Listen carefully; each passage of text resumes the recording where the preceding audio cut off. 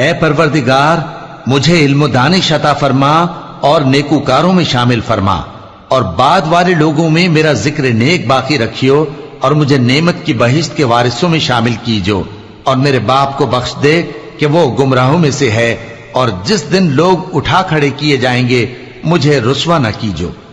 جس دن نہ مال ہی کچھ فائدہ دے سکے گا اور نہ بیٹے، ہاں جو شخص اللہ کے پاس بے روک دل لے کر آیا وہ بچ جائے گا، اور بہشت پرہیزگاروں کے قریب کر دی جائے گی، اور دوزخ گمراہوں کے سامنے لائی جائے گی، اور ان سے کہا جائے گا کہ جن کو تم پوجتے تھے وہ کہاں ہیں؟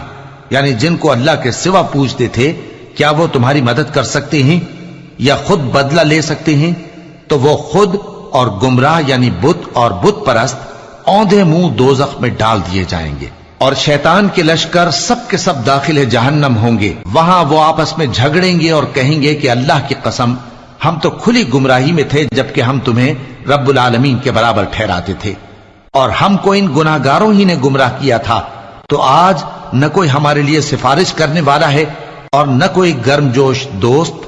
تو کاش ہمیں دنیا میں دوبارہ جانا ہو تو ہم مومنوں میں ہو جائیں، بے شک اس میں نشانی ہے اور ان میں اکثر ایمان لانے والے نہیں، اور تمہارا پروردگار تو غالب ہے، مہربان ہے۔